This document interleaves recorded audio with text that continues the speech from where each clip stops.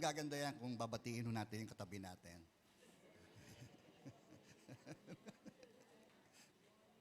Lalo bang gumanda yung umaga natin? Okay. Okay, purihin po ang Panginoon. So, every day is a blessing. Ano po, yung sinasabi nga po ng isang mangaral. Ang bawat araw ay pagpapala po sa atin ng Diyos. Okay, tayo po muli ay tumayo. Buksan po natin ating banal na kasulatan dito po sa Josue, Kabanatang 14.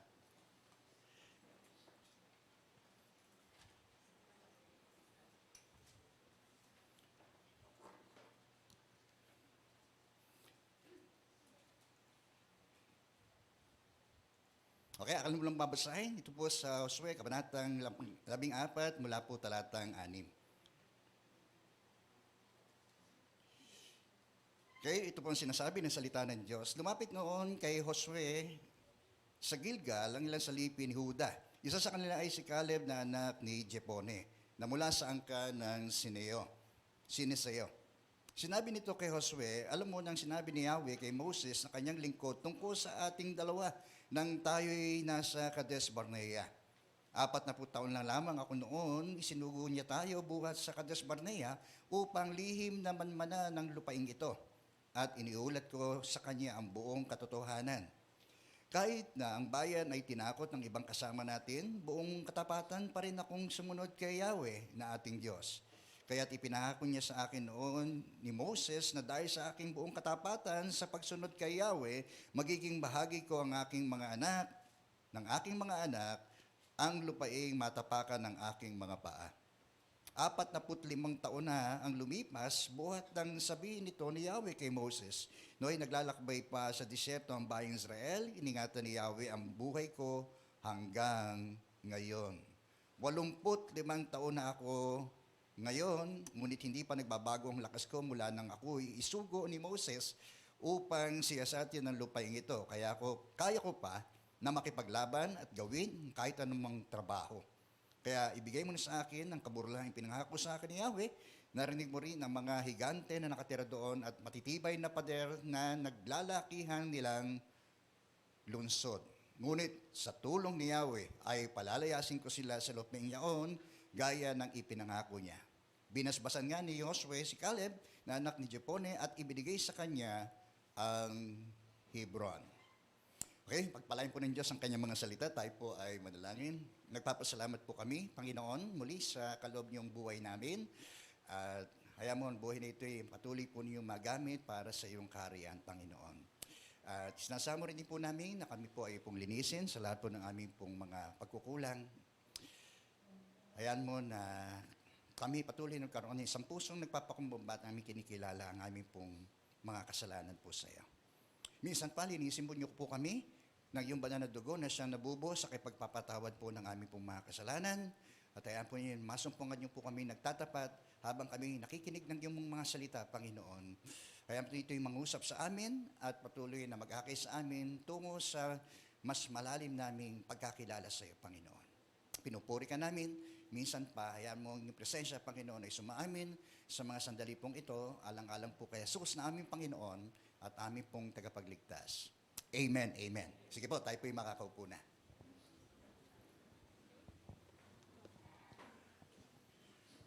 Nais ko pong magatan ng mensahe po ng Diyos sa umaga pong ito, Getting Old with God.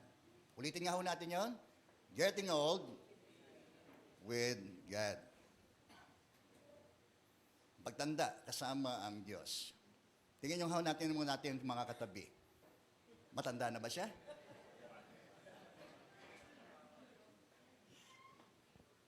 Okay, ang pagtanda ay realidad ng buhay ko yan. No? Mula sa ating pagsilang, no, ay patungo tayo sa estado na tayo po ay tatanda. Kaya marahil, yung mga kabataan, hindi mo niisip na marahil na ikaw ay tatanda. Pero habang pabagtas ang mga panahon sa ating buhay, ay mararanasan natin. At tunay nga tayo ay darako doon sa estado na tayo po ay magiging matanda na. Okay? Amen po. Isa marahil ay Yung mga palatandaan ng pagtanda ay naranasan ho natin sa ganang ating hong pisikal na kaanyuan, no? Maaring sa ating pong isip ay isip kabataan pa rin po tayo, pero sa ating hong mga itsura, kapag ito'y tiningnan natin sa salamin, ay nag-iiba nga ang ating hong mga itsura. Amen po? Yan. Tingnan yung haulit muli yung katabi niya. Yan. Tanda na. So, majority rin ng ating pong mga kapatid ay ilan po sa, siguro mga 40%, no, ng mga naririto ay nasa mature stage na rin ho, no? At ilan sa ating pong mga kasama sa federasyon ng mga senior citizen. Okay? Taas nga po na yung mga senior. Taas nga po. Ayun, no, ang dami, oh. Ayan. Sabihin nyo yung mga senior citizen sa katabi nyo, sabihin nyo po, tatanda ka rin. Tulad yun.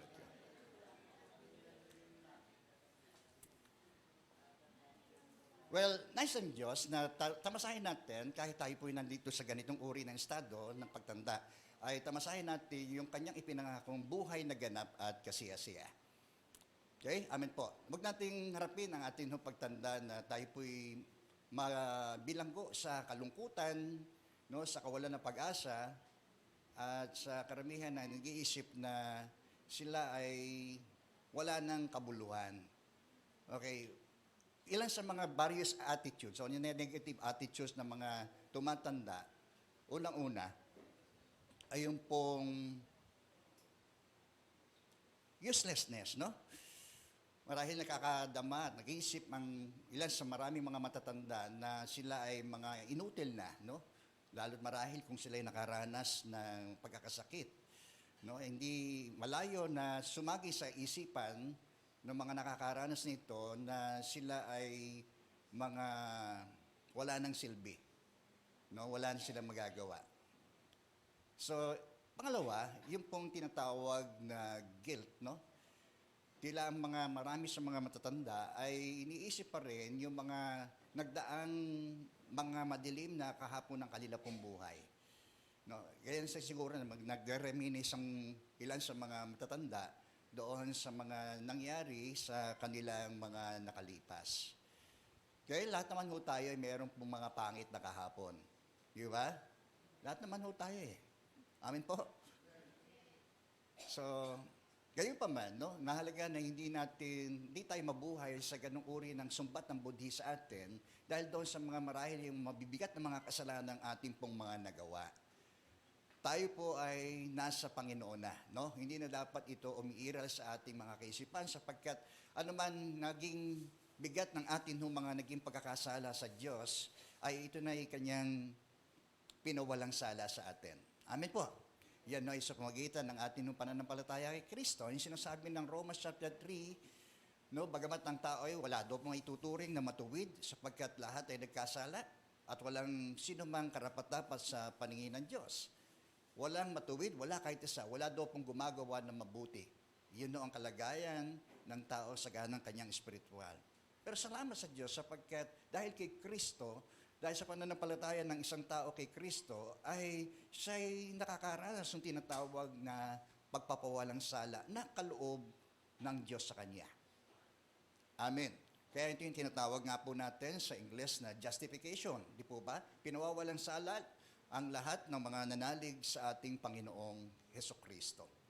Kaya itong sumbat ng budhi na ito ay hindi na dapat umiiral po sa atin sapagkat isa yon, no, sa sinasabing pagpapala nitong pagpapawalang sala ang kaloob ng Diyos sa atin. No? Inalis ng Diyos ito pong guilt na ito, no, sa ating mga puso at isip. No? Amin po ba?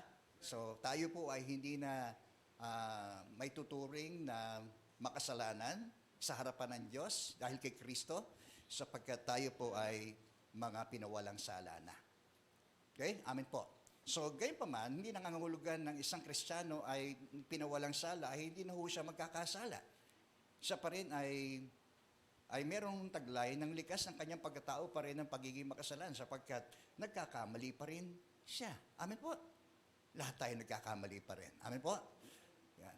So, ang kahalaga lang nito ay yung pong meron na tayong kapangyarihan, mapagtagumpayan yung likas ng pagkatao natin yon, ng pagiging makasalanan.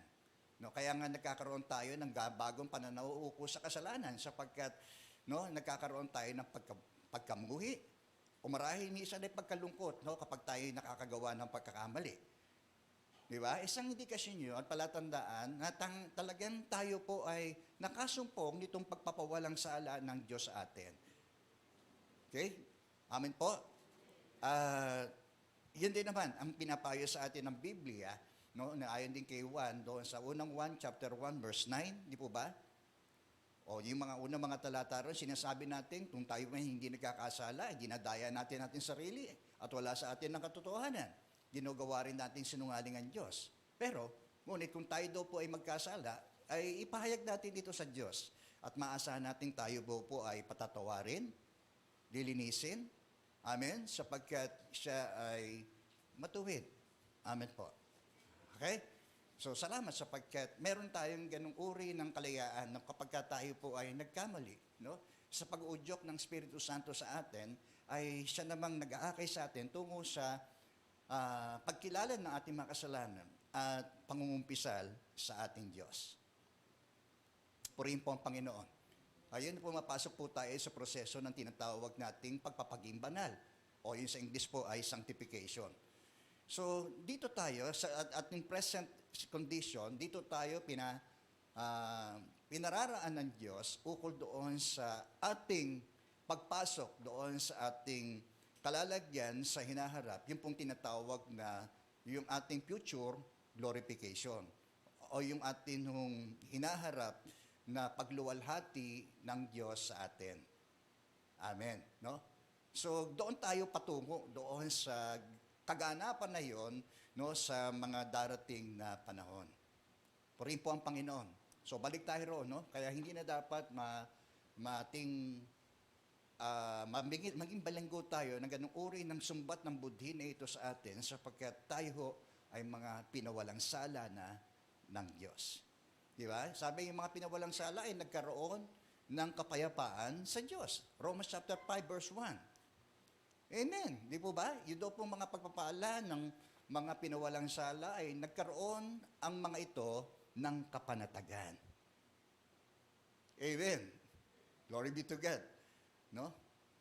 Amen. At hindi lang ho yun. Through Him, we have access to the Father. Di po ba? Tayo ay nagkaroon ng ganung uri ng lagusan kapag tayo po ay nagkamali at nagkasala.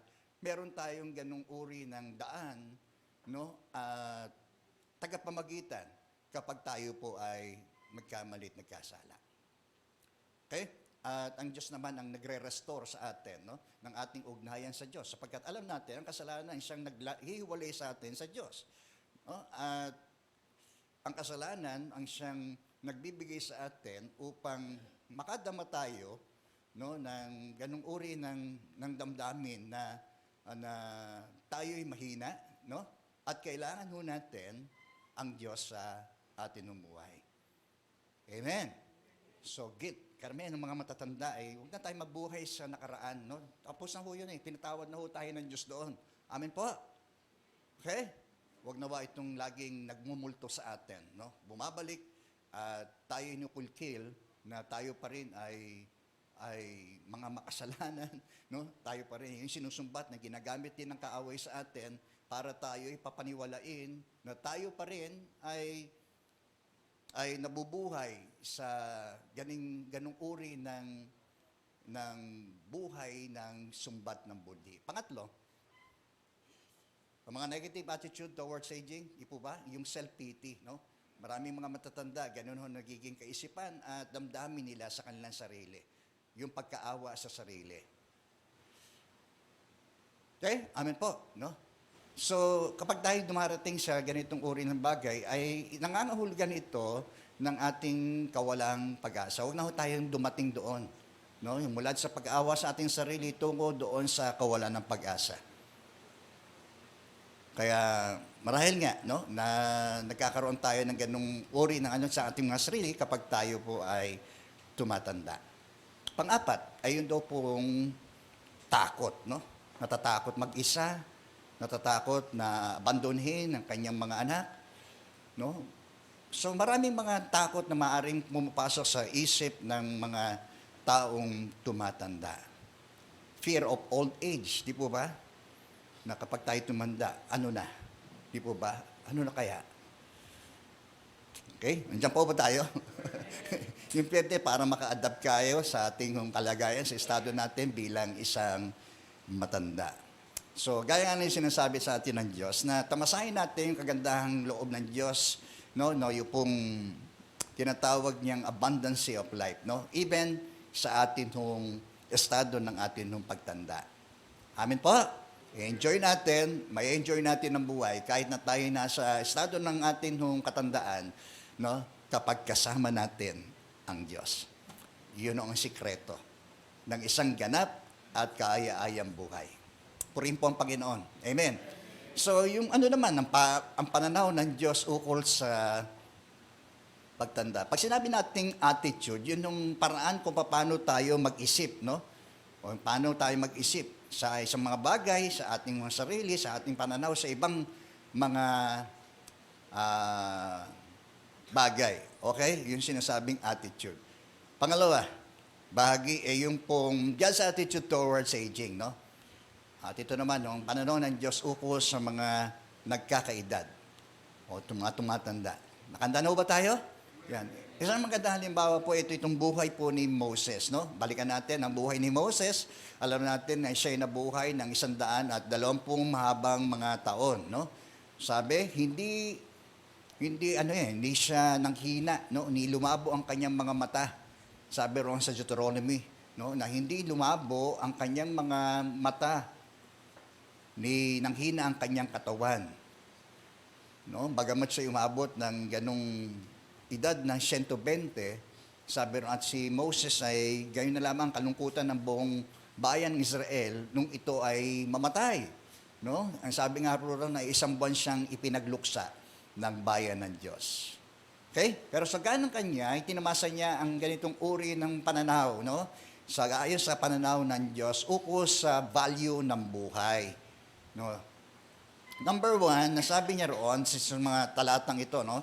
Psalms chapter 90, verse 1, 3, 6, 9, 10, no? Yan yung ilang mga talata na binanggit ni Moses sa kanyang sulat na ito sa awit, no? Nung sulatin niya itong awit na ito, matanda na ho si Moses. Okay? Doon niya napagtanto, no, na yung halaga ng buhay ay hindi nasusukat doon sa bilang ng mga taon, kundi doon sa kalidad ng ating mga araw. Okay? The value of life is not measured by the number of our years, but by the quality of our days. Amen. No? Na kung paano rin sinasabi nitong si Moses, yung halaga ng buhay ay hindi nasusukat sa haba ng buhay natin dito sa daigdig. Okay? Yung value din ng buhay, yung sinasabi ni Jesus, ay hindi nasusukat doon sa laki ng iyong kayamanan. Hindi po ba? Hello? Minsan yung kasukatan ng tunay ng buhay ng tao pag ikay mayaman, di po ba? Yung tunay daw na tamasahin ng kagandahan ng buhay, ikaw ay napakayaman. O yung meron kang mahabang buhay. Amin po ba? Kaya madalas, yun ang mga hinihiling ng tao di po ba? Anong wish mo? Umaba ang buhay. Amin po ba? Anong wish mo? Yung ako'y yumaman, sumagana. Amen. Di po ba? Pero sa pananaw ng Diyos, hindi yun ang mahalaga no? Bagamat ganang yung pinahalagahan ng tao, pero sa pananaw ng Diyos, hindi doon nakasalalay. Amen po ba? Hindi rin sa kung ano ang iyong mga naabot sa buhay, sa achievement mo sa buhay, ang tunay mo masasabi mo, ikaw ay naging matagumpay sa buhay. Maaari nga, sa makalupang pananaw ay yon ang iyong iisipin, pero sa makalangit na pananaw, hindi yon ang tunay na tagumpay. Amen po? Yan. Ang tunay hindi na rin sukatan ng kaligayahan ng buhay sapagkat ang tunay na kasiyahan ay nakasalalay lamang sa Diyos na lumikha sa atin. Okay? Amen po? Kaya, but the quality of our days, no? Paano mo ginugol? O yung how. Hindi yung numbers, di po ba? Kundi how. Pangalawa, sinasabi roon, the secret is not how long we live, but how we live. Amen. Yung sikreto raw, hindi yung papaano ang haba, kundi na tayo nabuhay, kundi papaano tayo namuhay. Amen po? Yan. So sinasabi nga ni Moses, nung ating buhay, maabot ng 70, at kung ito'y malakas, ay umaabot naman po ito ng 80. No, yamang itong buhay natin ay maikli lang daw po ang panahon, itinanim sa ating isip, upang tayo daw po ay makasumpong ng dunong. Okay, isipin mo, maikli ang buhay. Amen po ba? Anytime, pwede ka, kahit kayo nasa kabataan, pwede kang mamatay. Amen po ba? Salamat sa Diyos sapagkat ang bilang mga taon natin, talagang ang buhay ay, bawat araw ay biyaya ng Diyos sa atin. No? Tamasahin natin ang buhay. Amen po? Yan. Sumunod, sabi niya, Moses prays for the best use of his life, however long it may be. No? Paano, gaano mang kahaba ito, ang panalangin ni Moses ay yung nagamit, no, ang kanyang buhay sa pinakamainam na paraan. Purihin po ang Panginoon. Amen. Siguro yun ang gagalagi natin isasama sa panalangin. No, na yung buhay natin ito, para hindi ito masayang, ay magamit ng Diyos sa layunin niya, no, sa atin hong buhay. Amen? Yan. So, and then kasi magpiprepare tayo, di po ba? Magpaplano tayo na mainam, no? At yung layunin natin sa buhay ay atin hong sisikaping maisakatuparan. Okay? Purihin po ang Panginoon. Pangalawang halimbawa ay ito pong sige po. Ay, okay, yun muna. So, ito yun, sinasabi pa ni Moses. So, kung tayo mamumuhay na may karunungan, no, pwede nating harapin ang ating pagtanda, no, na may pag-awit, no, na sa halip na kalungkutan o siphayo. Di po ba? Amen po. Di ba? Nakakaawit ka pa kasi nga yun malumumuhay tayo na may katalinuhan, ay tiyak na haharapin natin ang ating pagtanda na may pagpupuri, pag-awit, amin po ba, sa halip na kalungkutan. Okay, sabihin mo nga sa katabi mong matanda, masaya ka ba?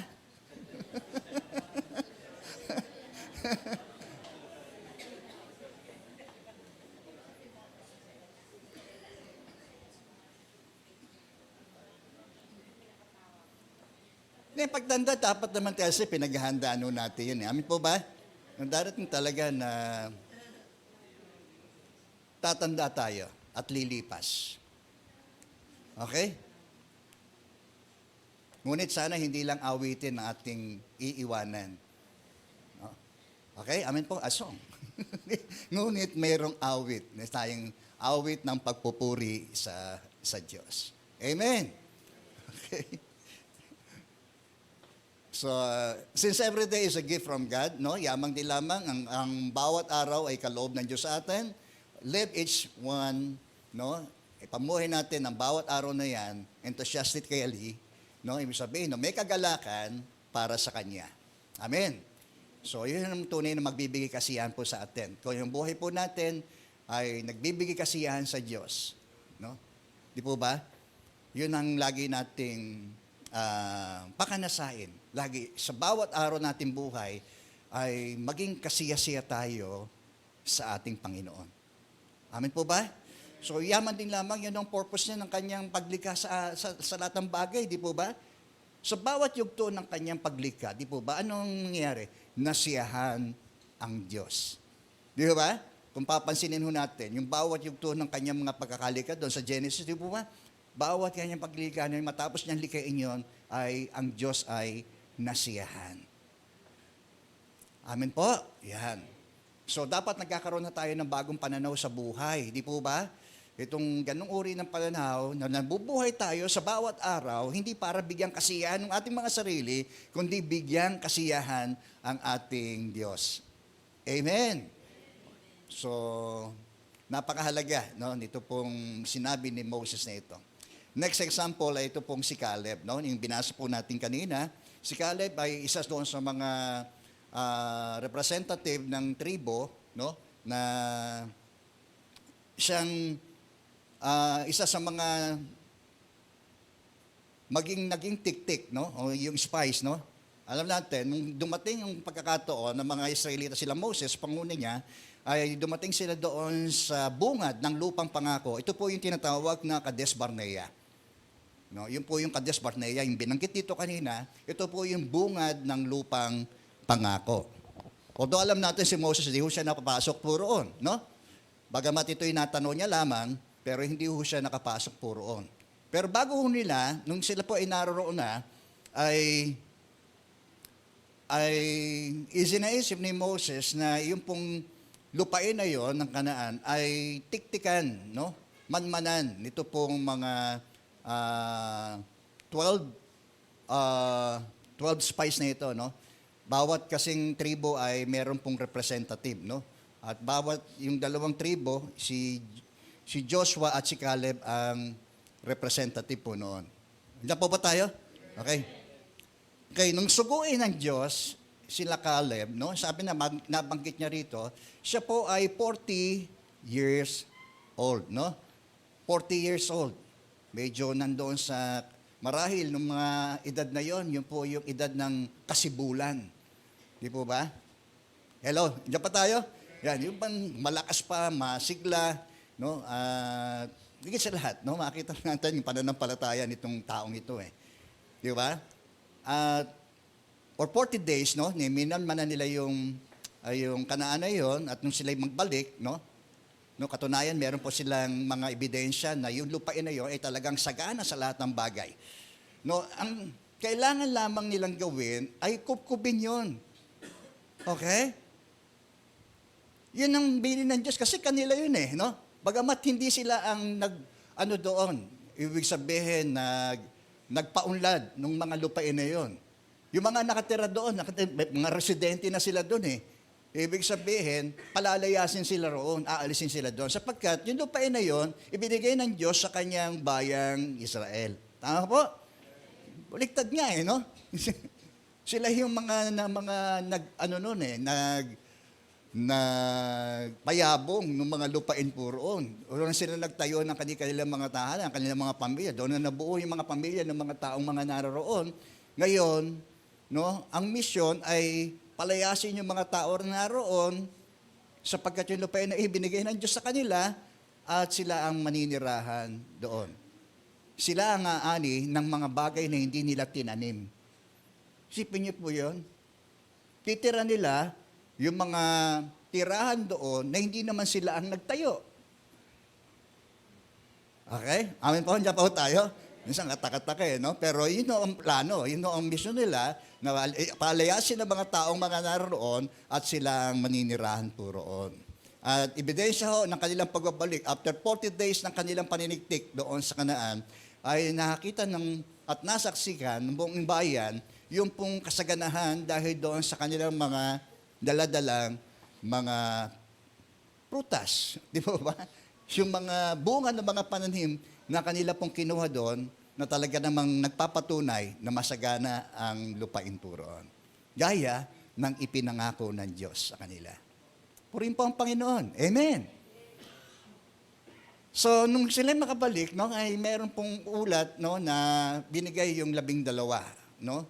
At karamihan doon sa mga nagulat, yung 10 mga tiktik o yung spiya ay nagulat ng masamang balita. No, mababasa natin yan sa Numbers chapter 13 and 14, no? Nagulat sila ng masamang balita. Oo nga. Maganda. Una, positibo yung kanilang tingin niyo yung bunga ng kanilang mga nakuha doon. Yung bunga ng mga punong kahoy na mga nakuha ho nila doon, magpapatunay na sagana ang lupain na yon. Okay? Ngunit, yun po, nagkaroon, sabi ng mga tiktik, napakalalaki ng mga tao ron. Napakatataas ng kalamuog. Napakahirap pasukin. Higit sa lahat, napakarami nila para natin sila mapalayas doon. We are outnumbered. Outnumbered sila, eh. Ibig sabihin, argabyado sila. Yamado sila. Kasi, ang ginamit nila, yung kanilang physical na mga mata. Di po ba? Amin po ba? Pero ano ba sinabi ng Diyos sa kanila? Kayo magpapalaya sa kanila. Lalaya sila roon. At kayo maninirahan doon. Di ba yun ang sinabi ng Diyos? Hello? Amin po ba? Yan. So, ang pananampalataya ay nakabatay doon sa mga bagay na hindi natin nakikita. Ang pananampalataya ay nagtitiwala tayo sa mga bagay na ating inaasahan. Ibig sabihin, wala pa yung pangyayari na yon, o ang isang bagay na yon, ay inaasahan nating makakamit natin yon at mararating natin yon. Amin po ba? Yun ho yung pananampalataya. At salamat sapagkat yung dalawang magigiting at bayaning mandirigmang ito, na si Joshua at Caleb, okay? Pinapaalala niya alam niyo, yung senaryo na ito, nung lumapit si Caleb kay Joshua, naroon na sila. Okay? Inaano na nga lang niya, para yung ipinangako ng Diyos, sa pamamagitan din ni Moses, ay magkakaroon na kaganapan. Kanyang sinabi rito na magiging bahagi siya at ng kanyang pamilya ang mga lupain na masayaran ng kanyang mga paa. Okay? Amen po? Tiyan niyo po yan. So, isang kagandahan sa buhay nitong si Caleb ay yung katalasan ng kanyang isip doon sa ipinangako ng Diyos. Okay? So, ilang taon na ba nakalipas? Di po ba? Sabi, 45 years na ang nakalipas. 40 years old nung siya'y suguin doon.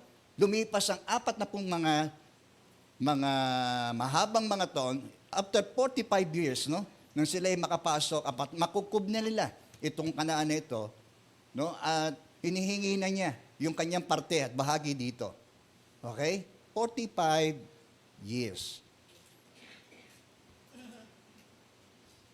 Kayo ba, buhay pa yung mga alaala nyo? After nung 45 years, buhay pa ba? Sa iba? Hindi na. Di ba? Pagka tumatanda, makakalimutin na eh. Tama po? Ayun yung mamin? Di ba? Ayan. Pero sa ganang kabila, makikita natin si Caleb, dahil sa ang taong ito ay very vigorous pa rin, yung kanyang pananampalataya sa Diyos eh. Di po ba? Buhay na buhay, masigla pa rin yung kanyang pananampalataya sa Diyos eh. Di ba? Masaya niyang inaalala yung ipinangako ng Diyos sa kanila. Amen? So, ganun din dapat tayo. Huwag natin kalilimutan yung mga ipinangako ng Diyos sa atin. Lumilipas man ang mga taon ng buhay natin dito sa lupa, huwag nating kalilimutan yung mga ipinangako ng Diyos sa atin. Na sa bahay ng kanyang ama ay maraming silid. Kung hindi gayon, ay pupuntahan niya yon upang ipaganda tayo ng matitiran. At kapag naipaganda niya na tayo ng matitiran, babalik siya upang tayo ipagsama niya doon sa ating naipaganda. O, tingnan nyo nga ho yan. Dito, marahil wala tayong bahay. Di po ba? Wala tayong lupain na nakubkob natin katulad ng kila Joshua at Caleb. Di po ba? Hello? Pero salamat, meron tayong lugar sa langit. Amen? Meron pang pwesto sa langit. Amen po ba? Hello? Salamat doon sa mga kapatiran natin doon sa tabing ilog. Meron silang relocation, di po ba? Na-relocate sila. Pero ano lang yun, makalupa lang yun eh. At taning tahanan natin ay doon sa langit na bayan na ipinangako ho ng Diyos sa atin, ng ating Panginoong Yesus, na kanyang inihanda. Amen po ba? Prepare para sa akin at sa iyo. Sabihin mo nga, para sa akin. Ang mansyon na yun. Okay. Palapakan muna natin si Lord. So, ang pagtanda, dapat mahalaga yung ating memorya, lalo na sa salita ng Diyos. Believe nga kami sa mga kalalakihan, yung mga matatanda napapahiya kami. Pagka sila nagsasalaysay ng mga salita ng Diyos na nakatanim sa kanilang isip. Mga kalalakihan. Okay, purihin po ang Panginoon. Yan. So, pangalawa, okay, Caleb is ready to move ahead, Siya ay nakahandang umusad, pasulong, at magsimula ng bagong kabanata ng kanyang buhay kahit na siya nga ay senior citizen na. Okay? Amen. Tingnan nga yan. Natapos na ba ang ating paglilingkod? Pagkatapos na matanda na tayo? Kaya na natin sa mga kabataan? Marabang wala na tayong magagawa. Ganun ba ang ating attitude? Kaya natin isip sa atin, sa ating mga tumatanda.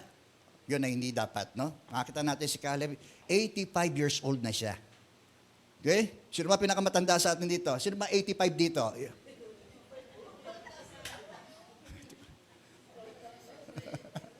83, 85, 83. O, tingin nyo nga ho yun. Di ba? Still, no, na tayo ay nagpapatuloy sa ating pananampalataya sa Diyos, no? Huwag nating hayaang ang ating mga kulubot, ang ating mahinang mga katawan, ang siyang maglimita sa atin, sa ating pang magagawa para sa kaharian ng Diyos. Okay? Maganda yun, no? Huwag nating hayaan ng ating mga edad, no? Ang atin hong kahinaan na maglimita sa atin para gawin natin yung ipinagagawa ho ng Diyos sa atin. Purihin po ang Panginoon. Amen? Upang mawala man tayo, no? Meron tayong iiwanan. Meron tayong iiwanan magandang patotoo sa buhay ng mga nakababata po sa atin. Di ba? Kaya yan nga hong payo ni Paul kay Tito, no? Sige, sabi po rito sa Tito chapter 2, hindi lang ho natin pansin ito, no? Ukol doon sa mga matatanda, lalaki at matatandang babae. Ito po ang sinasabi dito kay Tito, chapter 2, verse 2. Sabihin mo sa mga nakatatandang lalaki na sila'y maging mapagpigil sa sarili, marangal, makatwiran at matatag sa pananampalataya, sa pag-ibig at pagtitiis. Sabihin mo sa mga nakatatandang babae na sila'y mamuhay ng may kabanalan, huwag mapanirang puri at huwag malulong sa alak, kundi magturo ng mabuti, upang makaakay sila ng mga kabataang babae na mahalin ang kanilang mga asawa at mga anak. Okay? Amen. So sa mga nakatatanda, no? Possible pa rin magkaroon tayo ng dynamic ministry, no? Sa buhay din na maraming mga taong nakatingin ho sa atin, nakababata ho sa atin. Amen. No? Sa pamagitan ng wastong buhay at wastong pamumuhay. Okay? So ganun. Ang si Caleb, no? Nakahanda siya sa umusad pa rin, no? Hindi niya hinayaan na siya limitahan ng kanyang edad, no? Ay, pagod na ako eh. Di ba? Hindi ho eh. Sabi niya, handa pa rin siya, no? Na makibaka. So sabi niya roon, akin na lang pong babasahin uli, ano? Maganda ho yung kanyang sinabi na yun, eh. No? Kaya pa niya makadigma.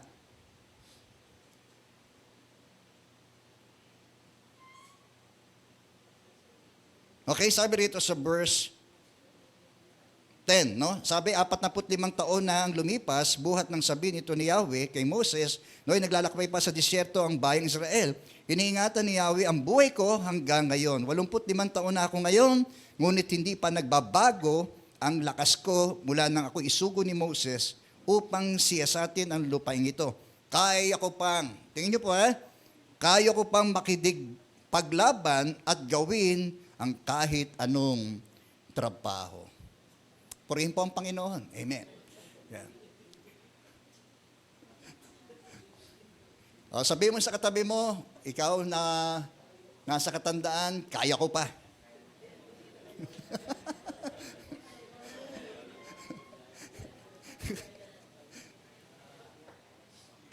Glory be to God. Sa tulong ng Diyos. Amen po ba? Yung lagi natin sasabihin. Kaya natin sa tulong ng Diyos. I can do all things. Amen po ba? Sabi nga ni Paul, magagawa akong lahat ng bagay dahil sa lakas na kaloob ni Kristo sa atin. Yun ang sikreto ng ating kalakasan. Amen po ba? Walang iba kundi ang Panginoon. Yun si Caleb, no? Sabi niya, kaya pa niyang umusad. Di po ba? At makipaglaban. No? Amen. Next, ilan yung sabi? So, kaya nga, dahil doon, sa patotoo nito ni Caleb kay Joshua, ay pinagpala niya, sino? Si Caleb. Binless niya si Caleb. No? Na yung ipinangako na yon, na siya naman naging punong itong si Joshua pagkatapos ni Moses, kahit nitong mga pagkakataong ito, yung paggalang pa rin ni Caleb doon sa kanyang kinikilalang pinuno na ito na walang iba kundi si Joshua, kaya naman, no, ito namang si Joshua ay pinagpala niya itong si Caleb. Purihin po ang Panginoon. Amen. So, apaka magigiting na mga leader, ito pong dalawang ito.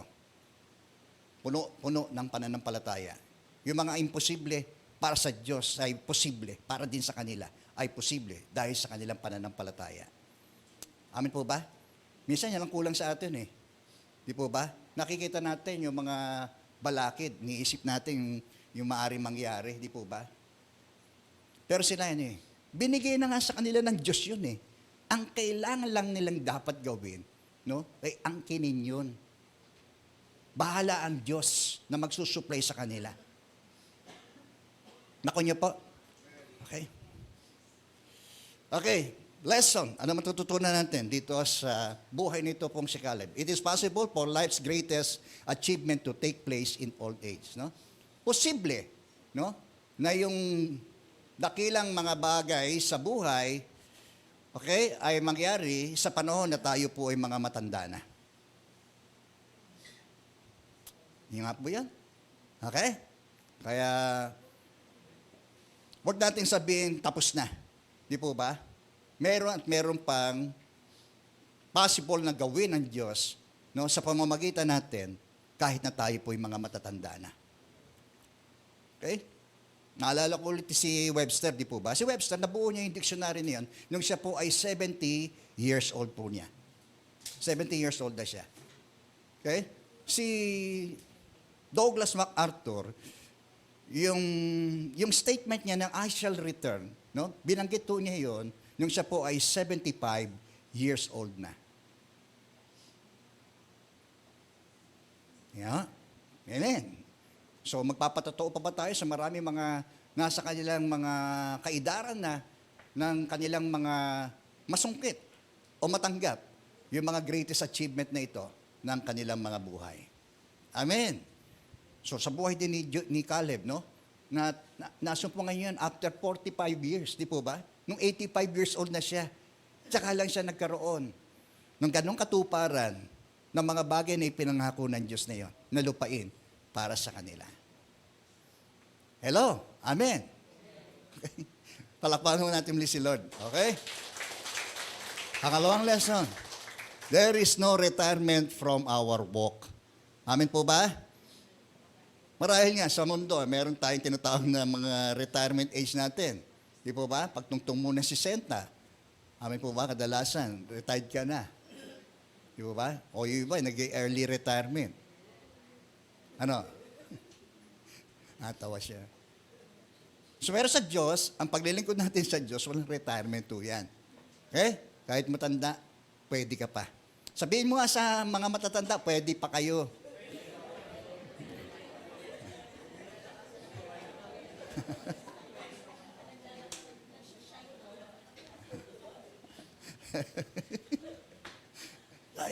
Kaya ko ba?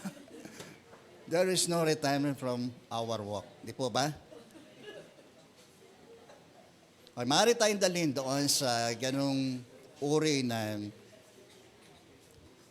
bagay, no? Pero wala akong retirement sa Panginoon. Amen po ba? Never retire. Huwag tayong magre-retire sa ministry. Huwag kong iwanan yung ministry mo. Di po ba? Doon diyan nga tinawag ng Diyos to. Pagpatuloy mo yan. Di po ba? Hanggang sa ikaw ay bawian ng buhay. Di po ba?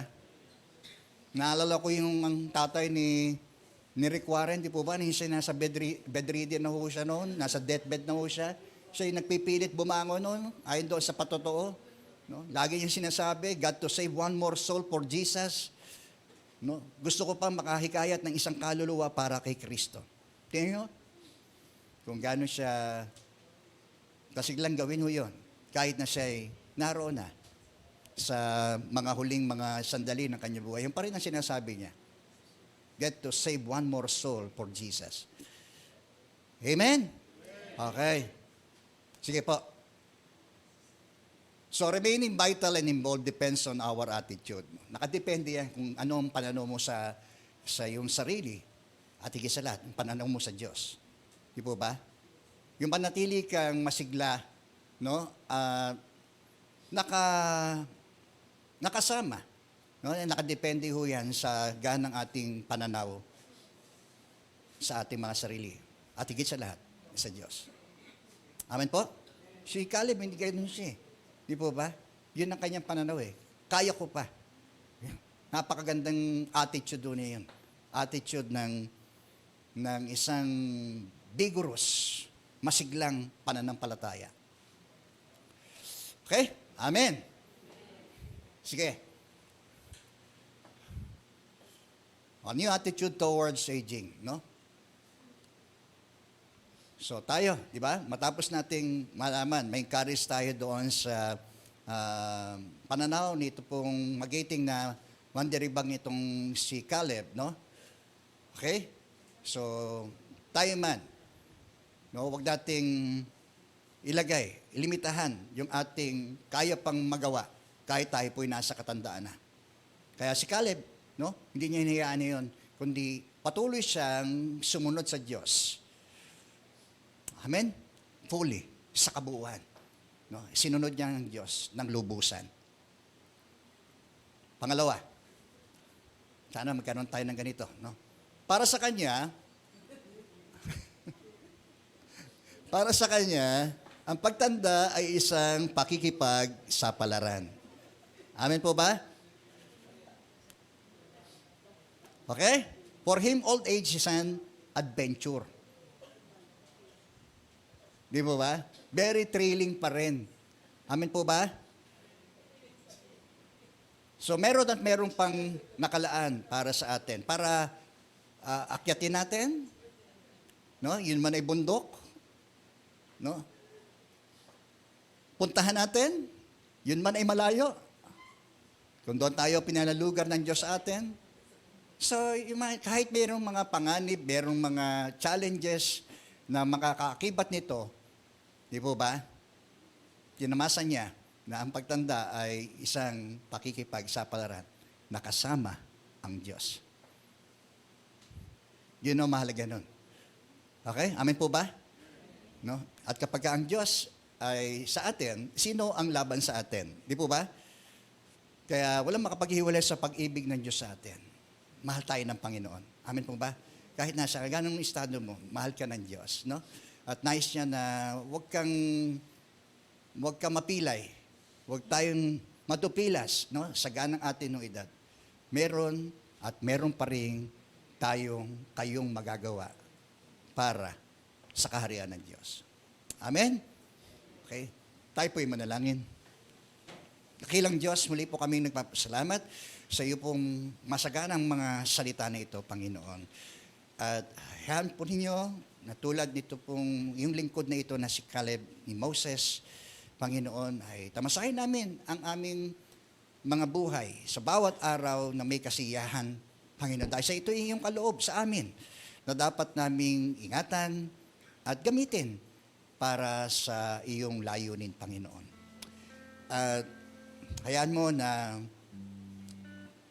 mabigyan din kami, Panginoon, ng ganong uri ng kapangyarihan, kalakasan, nagmumula sa iyo, Panginoon, upang yung mga pangungusap yung lingkod na ito, Panginoon, ang siya rin namin maging pangungusap, ang pananaw yung mga lingkod na ito, ang siya rin namin maging pananaw sa buhay, Panginoon. Nang sa gayon, harapin man namin ang estado ng aming katandaan, Panginoon, ay masaya pa rin kami, Panginoon, sapagkat tumanda kami na ikaw ay aming kasama, Panginoon. Tumanda kami na ikaw ay aming kasama, Panginoon. Huwag naman kaming tumanda na walang pinakatandaan, o naging walang kabuluhan ang aming buhay, lalo na sa ganang aming mga latter years, Panginoon, dito sa mundo. Kundi lalo pa naming tamasahin, Panginoon, na habang kami papalapit ng papalapit doon sa iyong ipinangako sa amin, Panginoon. O Diyos, ay lalo po nawa na kami lalo pong maging masigla sa aming buhay paglilingkod, buhay pananampalataya, Panginoon. Marami pong salamat. Patawarin mo po kami sa aming mga pagkukulang na kung minsan ay nabubulagan kami, nasisira ang aming mga pagtitiwala po sa iyo, Panginoon. Dahil nakikita namin, mostly ang aming mga sarili at hindi po kayo, Panginoon. Hayaan po ninyo na lagi nawang mapukaw ang aming mga paningin sa iyo at sa mga bagay upo sa pangwalahanggan, Panginoon. Kaysa dito sa mababang bagay lamang dito sa mundo, Panginoon. Hallelujah. Pagpalain po ninyo ang bawat isa, Panginoon. Gaya rin ang pagpapala po ninyo ni Joshua kay Caleb, Panginoon, na makamit niya, Panginoon, ang iyong mga inilaan, yung mabuting iyong inilaan para sa kanya, Panginoon. Alam po namin, meron din po kayo mabuting laan para sa amin, Panginoon, at alam po namin, maging sa iglesia pong ito, Panginoon, ay hayaan po ninyo kami humakbang na may pananampalataya sa iyo, sa iyong probisyon, sa iyong proteksyon, at sa iyong presensya, Panginoon. Salamat po. Puspusin mo kami sa mga sandali pong ito. Sa ngalan po ni Jesus, na aming Panginoon at aming pong tagapagligtas. Amen, amen.